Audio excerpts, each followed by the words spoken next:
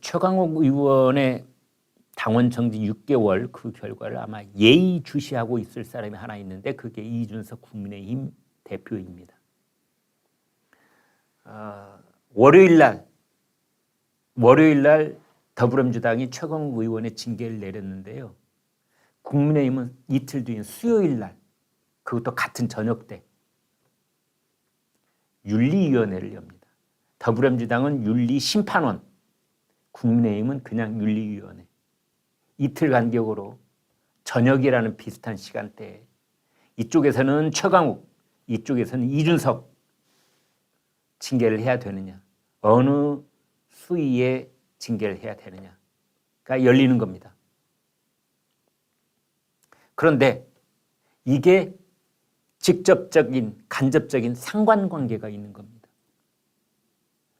아니, 야당인 더불어민주당도 6개월 당원 정지를 했는데 집권 여당에서 어떤 징계를 내려야 되지? 야당보다도 흐지부지 넘어갈 수는 없는 노릇 아니겠는가?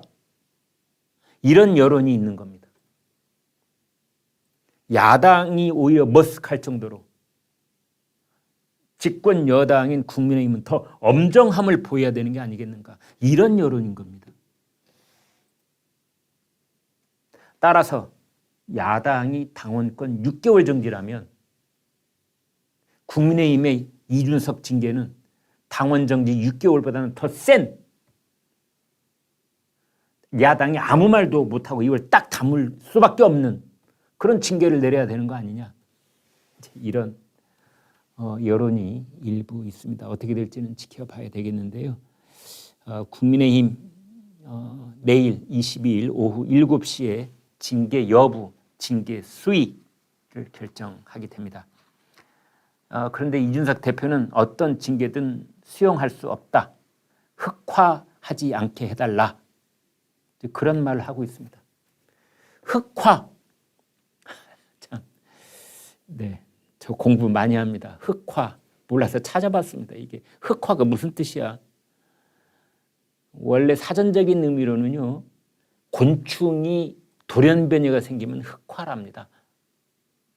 거물흑자를 써서 될 화자, 거물흑자, 흑화인데 그래서 아니 이게 무슨 뜻이야? 이준석이 흑화가 되다니. 그래서 좀 찾아봤더니 이 방송 드라마에서 많이 쓰더라고요. 이 말을.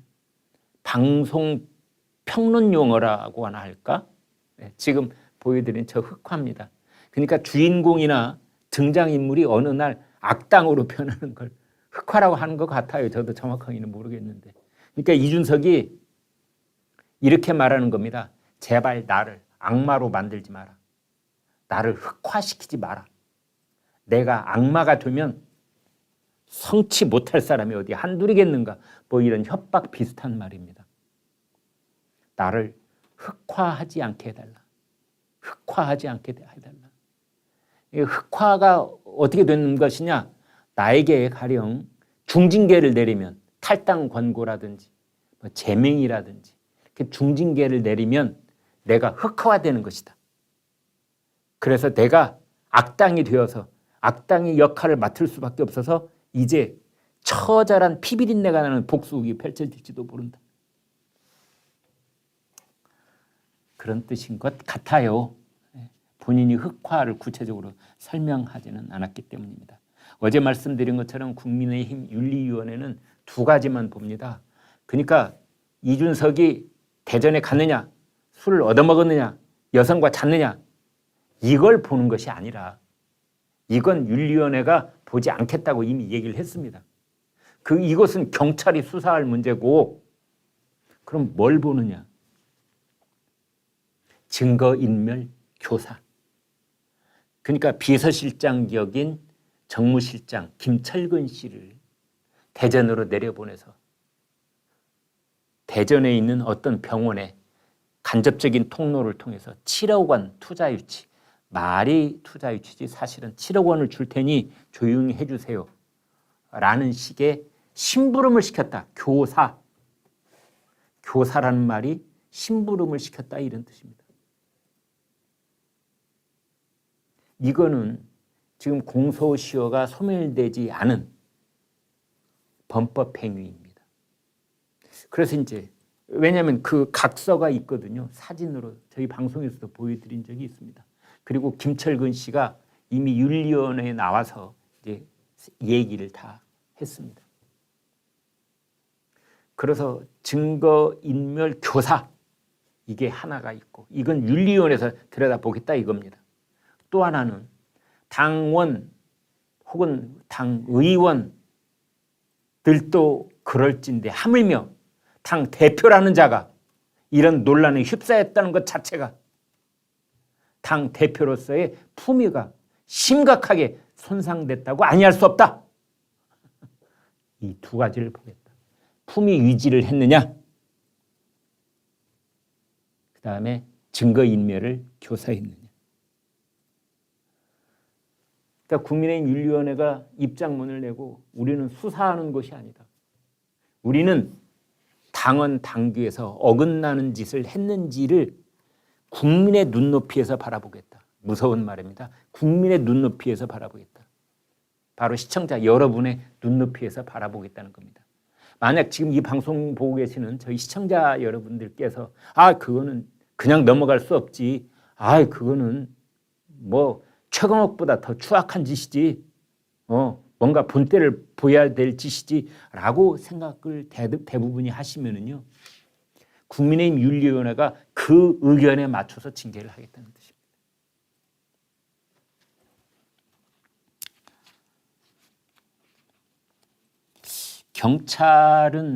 경찰은 내일 이제 윤리위원회의 징계가 끝난 그 다음 날부터 본격적인 수사를 하겠다.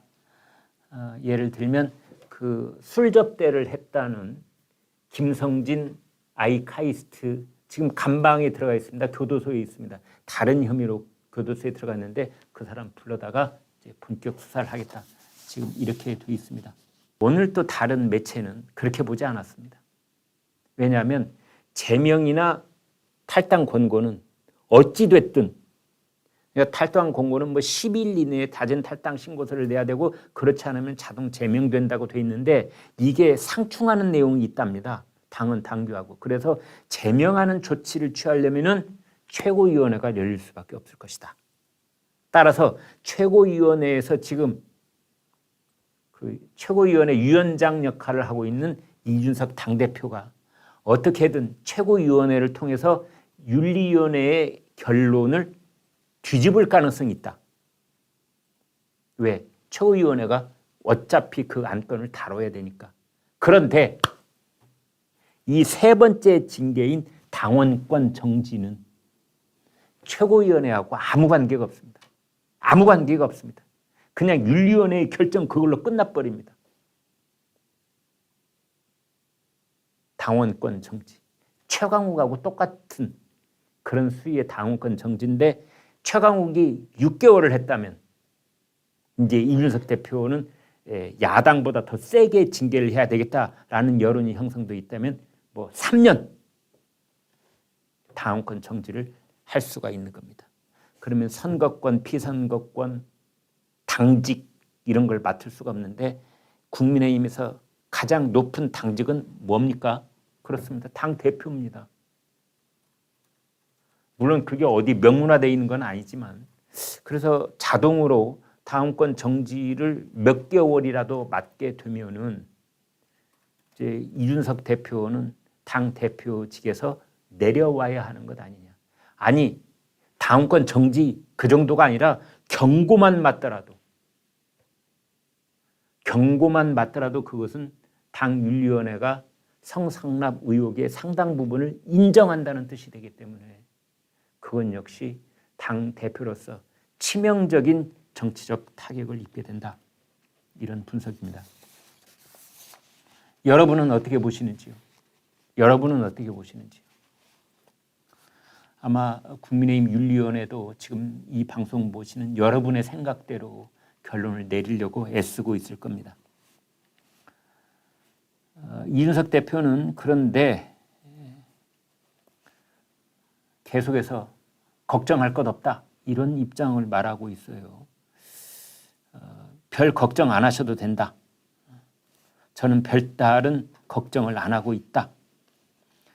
지난 4월에 저를 회부하겠다고 결정한 것도 특이했는데 회부한 뒤에도 2달 가까이 시간을 끌고 지금 와서 이렇게까지 하면 2달 동안 저에게 말한 내상을 입게 만든 다음에 어떤 판단을 하겠다는 건 그 자체도 저는 의문이다. 이랬습니다.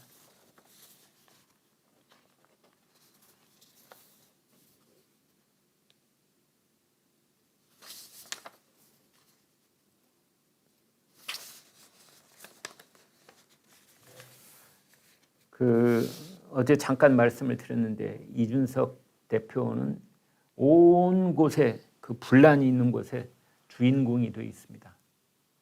배현진하고 또 어제 아침에 배현진 최고위원하고 막말까지 했대요. 서로 말 깠답니다. 나이는 배현진 의원이 3살인가 많습니다. 누나뻘이지요. 2살인가요? 그렇네요. 둘 다 30대인데 배현진 누님은 39살. 이준석 동생은 37살. 그때 막 서로 막말을 하고 말 까고 그랬다는 겁니다. 그래서 참다 못한 권성동 원내대표가 책상을 딱 내려치면서 그만합시다! 그랬다는 거죠. 이제 어제 그 논쟁은 비공개로 할 것인지 말 것인지 이것 때문에 붙었던 것 같아요. 이제 이준석 대표는 비공개 이제 그만하겠다. 비공개로 해본들 오후가 되면 모든 언론이 비공개에서 왔다 갔다 하는 얘기가 다 보도가 되더라. 심지어 따옴표를 해서 다 보도가 되더라. 그것도 정확하게. 이것을 배현진 당신이 가서 다 기자들한테 얘기해 주는 거 아니야? 그럼 뭐하러 비공개로 해? 오늘부터는 그냥 공개. 자, 배현진 최고위원은 무슨 소리를 아니 하루에도 라디오 방송 2-3개씩 출연해가지고 다 이 얘기하는 사람이 누군데 기자들을 옆에 방송 진행자를 옆에 끼고 사는 사람이 누군데 그래? 이준석 아니야? 이를테면 그런 겁니다. 안철수 의원하고도 계속 지금 충돌을 하고 있습니다. 안철수 의원도 이제 방송에 출연을 해서 내가 이준석을 존중하기 때문에 그러한 차원에서 공동대표직을 맡으라는 제안이 있었음에도 불구하고 내가 그것을 사양을 했다. 그런데 그 최고위원 내가 추천을 했는데 그걸 못 받겠다니 국민 약속을 지켜야 되는 거 아니냐? 이제 이런 겁니다.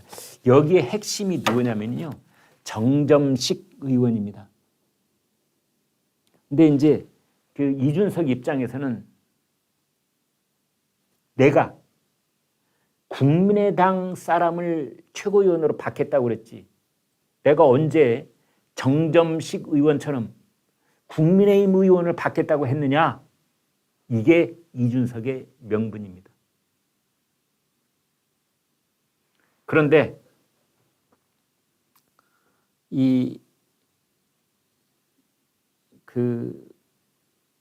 정점식 의원을 이제 고집하는 이유는 정점식 의원이 당 최고위원과 당 최고위원회하고 윤석열 대통령하고 다리를 놓을 수 있는 위치에 있다.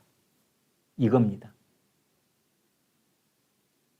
그러면은 이준석이 당 대표를 맡고 있더라도 대통령의 의중을 정확하게 전달할 수 있는 정점식 최고위원이 정치적 무게를 한 몸에 모으게 되는 겁니다. 이제 이준석 입장에서는 그 꼴은 못 보겠다. 언론의 스포트라이트는 나한테 계속 집중이 돼야 되고 내가 최고위원 회의의 중심이 돼야 되지. 최고위원 회의의 중심이 정점식이 되는 건 내가 못 보아주겠다.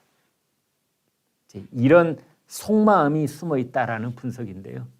두고 보시죠. 어떻게 되는지.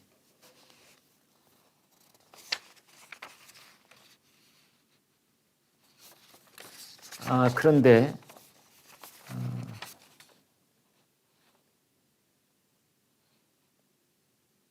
그 이준석 대표가 오늘 아침에 BBS 라디오에 나와서 중요한 얘기를 하나 해서 여러분께 소개해 드리겠습니다. 진행자가 이렇게 말합니다. 지난 밤사이에 전해진 소식인데 가로세로 연구소에서 내일 윤리위원회가 열리는 시간에 CCTV 영상을 보겠다 이렇게 나오고 있다. 이제 그러는 겁니다. CCTV라는 건 여기서 뭐냐면요, 그 이준석이 대전에 내려와서 호텔에 들어가는 모습 또는 뭐 그 룸사롱에 들어가는 모습, 이제 그 영상을 얘기하는 것으로 추정이 됩니다. 그랬더니 이준석이 뭐라고 했느냐? 그런 것이 있으면 다 공개하세요. 지금까지는 자신 있네요. 그러자 진행자가 이렇게 말합니다. 내용을 보니까 대전에 있는 유성관광호텔, 이제 호텔 이름이 다 공개가 됩니다. 이전까지는 모 호텔이라고 그랬는데 유성관광호텔. 저도 오래전에 이 호텔 한번 가본 적이 있습니다. 네. 그 유성관광호텔 거기 들어가는 모습이 담긴 영상이라는데 그때 갔던 기억이 납니까? 그러자 이준석 대표가 이렇게 대답합니다. 그때 제가 거기에 숙박했다는 건 이미 이야기했는데 그것과 그게 무슨 상관인지 정확하게 설명을 해야 되는데 그런 거 없이 단순히 무슨 CCTV를 공개한다는지 모르겠습니다. 그러니까 이준석 당대표는 대전에 갔다는 것 인정, 그리고 호텔에 묵었다는 것 인정, 여기까지는 인정을 하고 있는 겁니다.